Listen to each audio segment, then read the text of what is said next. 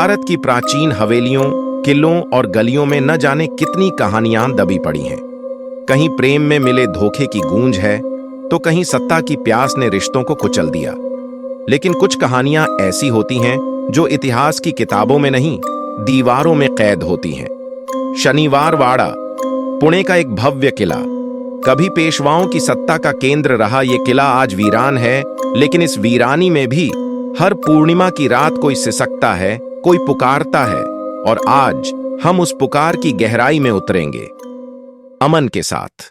अमन 25 साल का travel vlogger, डर से नहीं व्यूज से डरता था।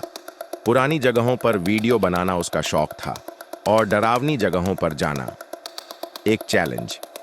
शनिवार वाड़ा उसके चैनल की अगली ब्लॉकबस्टर बनने वाली थी, लेकिन वो नहीं जानता था कि इस किले की दीवारें सिर्फ कहानियां नहीं, बदला भी जीती हैं। किला 6 बजे बंद हो चुका था, लेकिन अमन रात की शॉट्स लेना चाहता था। कुछ एक्स्ट्रा डर होगा तो व्यूअर जुड़ेंगे, उसने सोचा। वह पीछे की टूटी दीवार से अंदर घुस गया और शनिवार वाड़ा फिर से किसी अनजाने कदम की आहट सुनने लगा। अंदर घुसते ही हवा का रुख बदल गया। हर दीवार से सन्नाटा टपक रहा था। फ्लैशलाइट बार बार झपक रही थी और तभी एक धीमी कंपाती आवाज गूंजी, वाचवा। अमन रुक गया, पीछे पलटा, कोई नहीं था। किले की एक कोठरी थी जिसका दरवाजा लोहे की जंजीरों से जड़ा हुआ था। दरवाजे पर संस्कृत में उकेरा गया था, अभिशप्त क्षेत्र, प्रवेश वर्जित। इतिहासकारों के अनुसार ये वही जगह थी जहां नारायण राव को छुपा कर रखा गया था। अमन की आंखों में उत्सुकता थी, पर उसके भीतर एक बेचैनी भी थी। उसने जंजीर हटाई, दरवाजा खुला और एक ठंडी लहर सीने से टकराई। सामने थीं अंधेरी सीढ़ियां, नीचे जाती हुईं अंधकार की ओर। हर सीढ़ी पर पैर रखते हुए उसका दिल जोर जोर से धड़क रहा था। दीवारें नमी से गीली थीं और हर ओर एक दम घोंटू सन्नाटा।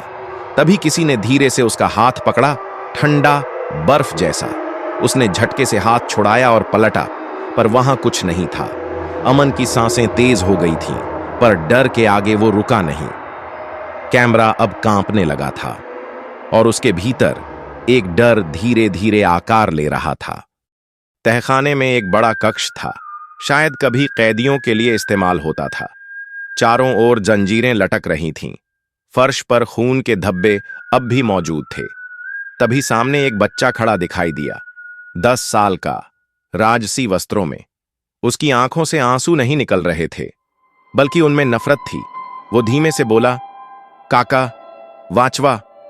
अमन की आंखें फटी रह गईं। उसने भागने की कोशिश की, लेकिन उसके पैर जैसे जमीन में गड़ गए थे।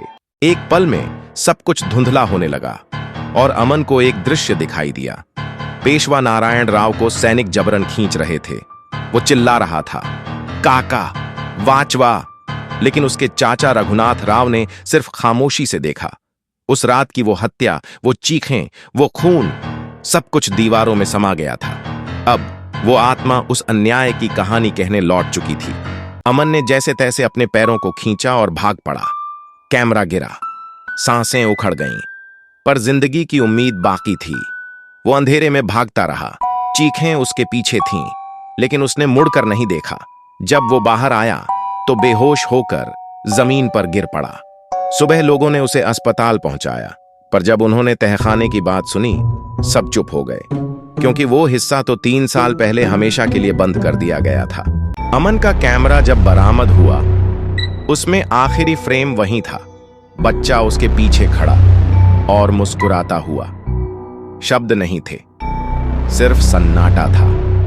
कुछ कहते हैं नारायण राव की आत्मा अब सिर्फ इतना चाहती है, कोई जो उसकी कहानी सुने या कोई जो उसकी जगह ले सके।